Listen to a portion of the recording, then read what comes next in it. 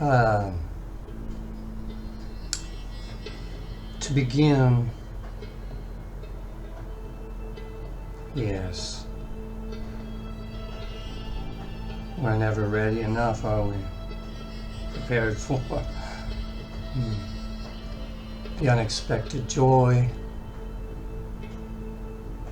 the tragedy we could live without. Who has answers to the problems? People answer themselves. They don't know what to do about the real world. They just say what they think is real or true, believe it firmly, and try to make others agree. But I have a little word coming in on the wire that says, to my surprise and dismay, that we have to prepare.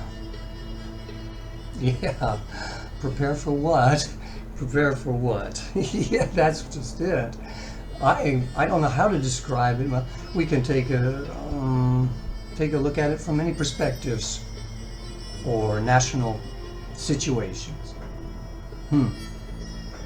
Not to mention international, global, geopolitical domain, which is beyond comprehension and solution at this present stage in time.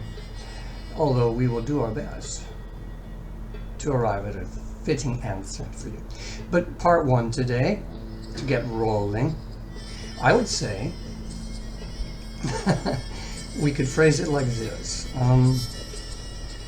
Are you ready for the coming attack on the poor? You've never thought of a question like that? Oh, yes, you have. There's not much you can do to prepare. I can give you some salient tips for free, since the best things in life are a cool glass of water when it's 34 degrees Celsius outside, and you have inside information to share, like I do. I can't make you win zillions of dollars in the stock market, but I can give you some handy tips. For example, since the rich are attacking the poor, they're bound to make a double score, underline, bold, to all of their perks. For example, you can masquerade as a very wealthy person simply by incorporating yourself and deducting the costs of your everyday life as corporate expenses, like the rent on your house. You can simply deduct it as a corporate expense. By the time you do that, you've probably cut half your tax burden off just like that. If you're just an ordinary middle-class worker or struggling at a job that you wonder why you're doing it, because you're way more capable a person. You could be doing something very creative in an exciting scenario, but you're working at a middle-class job and the taxes are high and the living expenses are out of the world, and you wonder why. What can I do? Well, okay. Since the rich are attacking the poor, they'll be running them out of the country. The most vulnerable people are not the wealthy. They've got themselves protected so many ways to help each other out, stay hidden from all the burdensome travails imposed by this ultra-modern, insanely technologically controlled, molded, transformed magically into a wondrous hell-heaven world that we can't just decide is going to get better tomorrow or worse. We hope it's going to get better, and we don't know what to do. How can we dry our tears?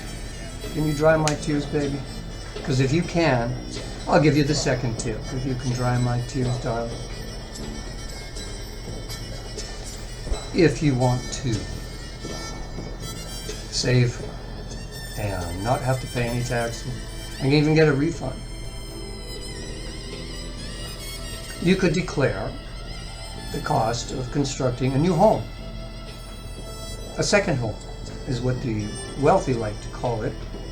A second home, that's what it says in the tax guide. A second home. You can declare the construction of a second home through listing its expenses. How much did it cost to build? Then you write that on your tax form, subtract that from your tax bill, along with your corporate tax declarations on all your living expenses and the rents you pay, and voila! You don't have to pay any taxes, and they'll probably send you a big check after they figure out that people are having trouble paying for their groceries. We might as well send them another, just a token payment, or huge amount of money. But you can do it with the money you get from your tax refund. You can then open your very own business, because to open a business you need capital outlay, investment, and it costs a lot to start up a major tech firm or a online distributor, or even a video maker has to have a certain kind of infrastructure available at hand. Okay, I will do that in the next series of lectures and notes, how to open your own almost cost-free video production, influencer, tagline, winning, superhuman, incredibly irresistible. That's the key. How can you make yourself incredibly irresistible? That is the secret we want to unravel together. And then we can share a little space in meditative calm, which we soon disrobe, eventually find a little vial of olive oil or something, give a little massage, loosen up, iron out all the wrinkles and quavers and all the extra nervous little electrons. We can brush them through our skin, flesh and bone, until you're completely relaxed and at ease. And then you'll be free and happy and satiated and joyful and wondering why you hadn't met me earlier, darling. Why haven't you met me earlier? I could have taught you all these really useful things that it's not hard to do. You can become practically a non-entity if you cooperate yourself enough. Corporations win. Individuals have to contribute. We're going to make ourselves into the ultimate individual using simple techniques available to everyone. So see you next time, darling. How can it be that anyone is irresistible? It's just a wishful fantasy. I hope you can share with me. Enjoy yourself. Don't fight. Peace is the only way we can find happiness together. The world is one place. We live on it together. We're all the same people. We can understand one another so easily. And that's why and how what love is. That's what love is when you understand everything and everything's peaceful. You love it. And what more do you need to know? I love you. I always love you. And I know you love me, dear.